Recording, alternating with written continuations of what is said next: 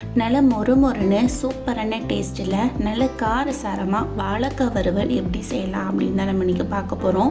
ரொம்ப சூப்பரான டேஸ்ட்டில் இருக்கும். இந்த மாதிரி வறுத்து சாப்பிட்டீங்கன்னா எல்லா விதமான லஞ்ச் ரெசிபிக்குமே இந்த சைடிஷ் செம்மையாக செட் ஆகும். இந்த வாழைக்காய் வறுவல் எப்படி செய்யலாம் அப்படிங்கிறத பார்க்குறதுக்கு முன்னாடி ப்ளீஸ் அந்த லைக் பட்டனையும் பெல் ஐக்கானையும் கிளிக் பண்ணுங்கள். எனக்கு ரொம்ப ஹெல்ப்ஃபுல்லாக இருக்கும். நல்ல அகலமான அடிக்கனமான பாத்திரமாக பார்த்து எடுத்து வச்சுக்கோங்க. அதில் ஒரு 2-3 ஸ்பூன் அளவுக்கு எண்ணெய் சேர்த்துக்கலாம். எண்ணெய் நல்லா காஞ்சதும் வாசனைக்காண்டி ஒரு 1/2 ஸ்பூன் அளவுக்கு சோம்பு போட்டுக்கோங்க. சோம்போட ஃப்ளேவர் அதில் ரொம்ப சூப்பராக இருக்கும். அடுத்ததா ஒரு 1 ஸ்பூன் அளவுக்கு கடுகு, 1 ஸ்பூன் கடலைப்பருப்பு, 1 ஸ்பூன் அளவுக்கு உளுந்து, இது எல்லாத்தையும் போட்டு நல்லா பொரிச்சு விட்டுக்கரலாம். நம்ம போட்டு கடுகு உளுந்து இதெல்லாம் நல்லா பொரிஞ்சு செவந்து வந்த பிறகு இதுல ஒரு கொத்து அளவுக்கு கருவேப்பிலை சேர்த்துக்கரலாம். நம்ம போட்ட கருவேப்பிலையுமே ஓரளவுக்கு நல்லா பொரிஞ்சு வந்துருச்சு. இந்த டைம்ல இதுல நான் இன்னைக்கு ஒரு 2 கிட்ட மீடியம் சைஸ் அளவு வாழைக்காய் எடுத்து பொடிசா கட் பண்ணிட்டு தண்ணியில போட்டு வச்சிருந்தேன். அதை எடுத்து இதுல சேர்த்துக்கரலாம். அடுத்தது அது கூடவே இதுக்கு தேவையான அளவு உப்பும் போட்டு அந்த எண்ணெயிலேயே அதோட பச்சை வாசனை போற வரைக்கும் நல்லா வதக்கி விட்டுக்கரலாம்.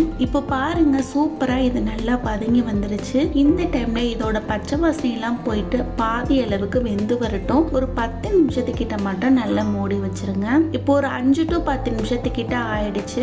ஓபன் பண்ணி பாருங்க, வாழைக்காயோட கலர் நல்லா மாறி வந்துருச்சு. இந்த டைம்ல இதுக்கு தேவையான மசாலா சேர்த்துக்கரலாம். ஒரு 1/2 ஸ்பூன் அளவுக்கு மஞ்சள் தூள், ஒரு 1 ஸ்பூன் அளவுக்கு மிளகாய் தூள், 1/2 ஸ்பூன் ஜீரகத்தூள், ஒரு 1/2 ஸ்பூன் குழம்பு மல்லித்தூள், இது எல்லாத்தையும் போட்டு அது கூட சேர்த்து நல்லா வதக்கி விட்டுக்கரலாம். பாருங்க இது எல்லாமே சேர்ந்து நல்லா மிக்ஸ் ஆகி வந்துருச்சு. மசாலா எல்லாமே அதுல நல்லா செட் ஆகி வந்துருச்சு.